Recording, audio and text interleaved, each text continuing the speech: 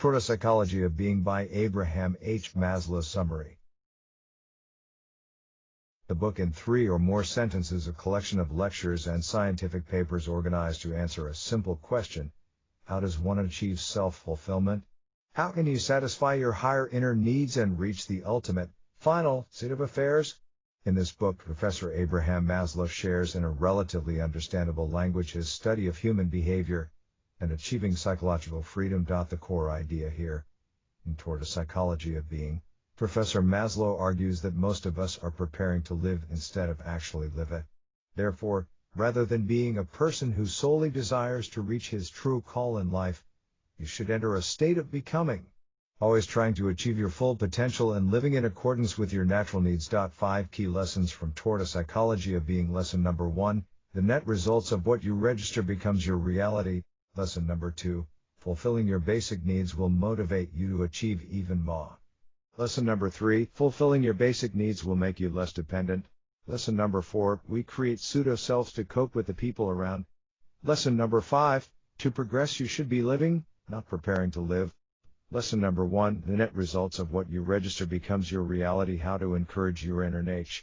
We need to learn more about our natural tendencies and desires, to learn what kind of person we are deep down. This type of knowing what we are like inside will help us live to our ideal state. Of course, this is not as easy as it sounds. There are obstacles along the way, boulders that are preventing us from becoming our most virtuous selves.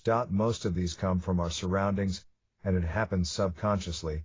When people correct us, highlight mostly our shortcomings from an early age, or we simply do things we're ashamed of, we start to believe that we're unworthy and unable to do virtuous things. Karen Horney, a German psychoanalyst mentioned in the book, describes this unconscious gathering of outside comments with the word register. When we receive positive feedback and when we do something good, this registers to our credit. If we do something bad though, something we're ashamed of, or simply others are calling us names, it registers to our discredit. The net results become the story we tell ourselves. We either respect ourselves and we like who we are, or we despise our being and we feel worthless. Lesson number 2, fulfilling your basic needs will motivate you to achieve even more. Ever wondered what makes people neurotic? This is the short answer after grabbing the dictionary to translate some of the words inside the book. Being deprived of certain needs. The author calls this deficiency disease. If you are continuously denied love, if safety is unstable, and relationships are scarce, you're most probably mentally damaged. The solution to this troublesome psychological state comes when these deficiencies are eliminated. Or in another word, if your most basic needs are satisfied, you'll be a healthy person. If they are always absent, this will lead to illness. These seemingly unnotable desires have huge consequences on people. The author categorizes them as deficiency needs versus growth needs. The difference between the two heavily influences how people do stuff, especially how they act when they achieve goals, tasks, consume stuff, etc. A person whose needs are not completely satisfied will be motivated to achieve something or consume something, but his excitement will immediately plateau in the peak moment of success, a lot of times minor success, or consummation. In contrast, a person who is rather satisfied won't be bothered after a task is done. His motivation will continue to grow. Or as the author writes, there is no climax or consummation, no orgasmic moment, no end state, even no goal if this be defined climactically. His desire to keep on doing things will thrive. The more he gets, the more he will want. He is not so interested in achieving a specific goal. His main desire is to behave towards continuous growth. The behaving is itself the goal, and to differentiate the goal of growth from the instigation to growth is impossible. They two are the same. Abraham H. Maslow. Lesson number 3, fulfilling your basic needs will make you less dependent. Some things cannot be bought. Being loved, to be respected by others, to feel safe in your own house and neighborhood. These things can be given to you only by outsiders, from people outside yourself. This neediness is making you somehow dependent on the environment. This poor position means that you're not completely capable to function on your own. You're longing for others to come and make you whole. You must obey others, do as they wish. And not only, but you're also constantly alert of what others will do so you can adjust your behavior and change yourself to fit their desires. This is not only tiring, It also instills feelings of fearfulness. The desire to make others happy, so you can also be happy, leads to a lack of freedom. What can be done? Achieving self-actualization. Total independence and self-governance. Self-actualized people, such whose basic needs are all checked, barely need others to function. Quite the contrary, other individuals can actually slow their progress. This unneedfulness is quite useful.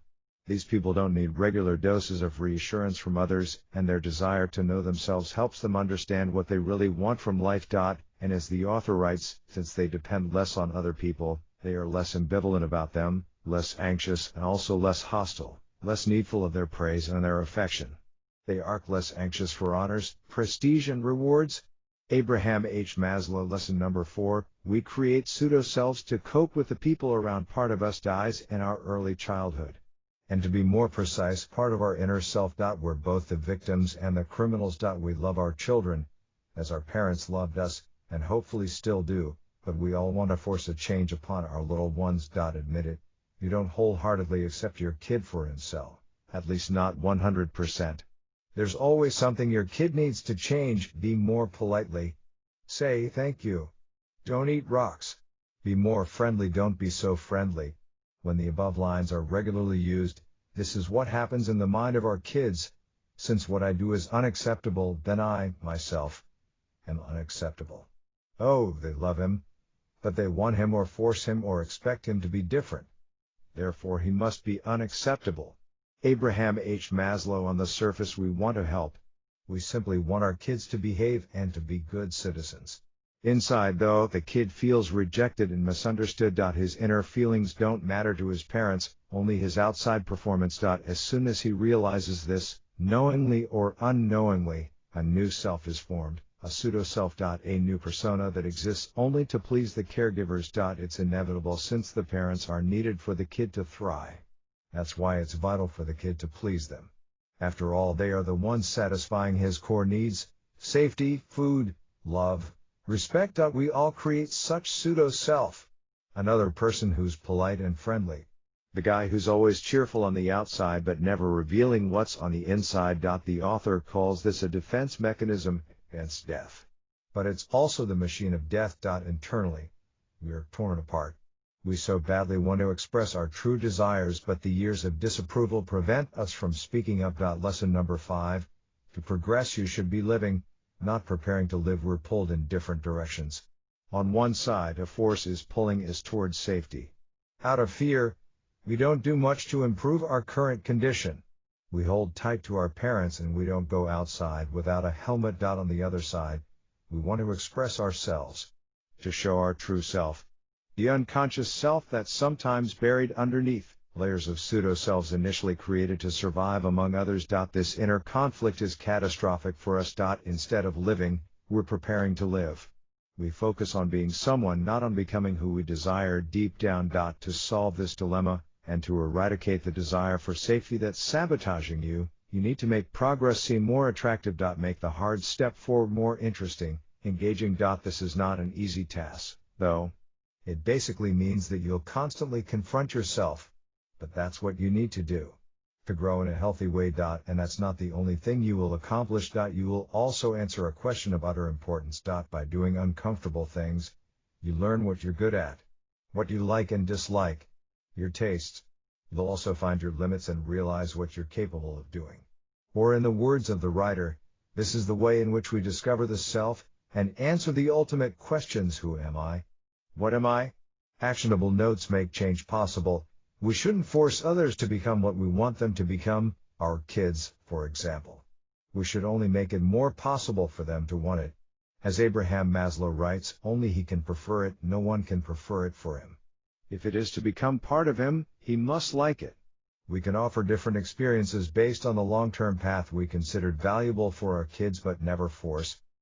Satisfy your lower needs first, as a child will not dare to move forward unless he feels safe. You also won't make progress until your lower needs aren't satisfied first: safety, love, food, shelter. Focus on gratifying these desires first. Often you can do both, work on your lower needs while also moving towards your higher needs. But that's only possible if you're getting a nice dosage of healthy encouragement from the people around. Find the inner self, beneath the pseudo-self, the one you created so others can approve of you, hides the real self. You need to find it. To persuade it to show up. This won't happen until you're in a safe environment, though. Unless all of your basic needs are satisfied.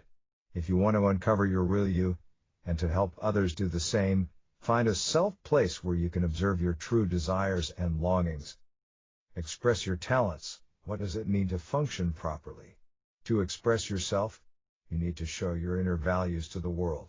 As the heart in the human body must pump blood to express itself, an intelligent person must use his intelligence to feel complete.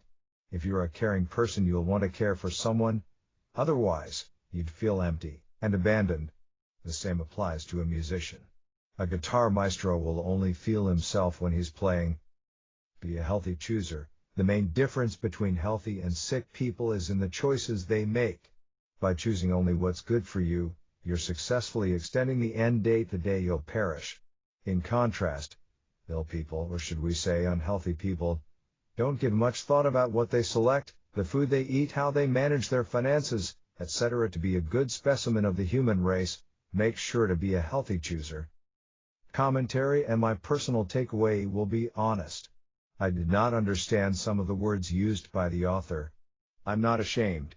After all, Abraham H. Maslow was named chair of psychology in 1951. Or simply put, he was a smart man.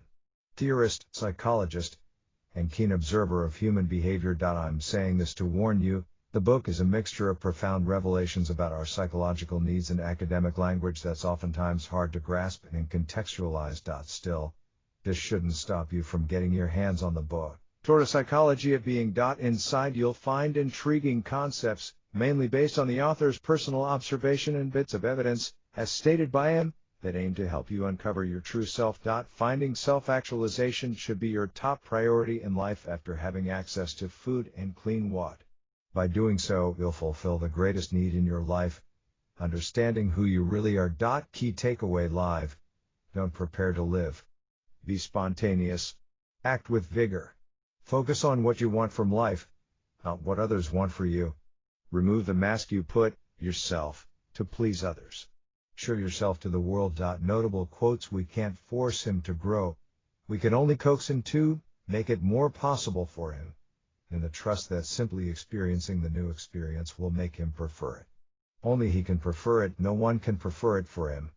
If it is to become part of him, he must like it. If he doesn't, we must gracefully concede that it is not for him at this moment.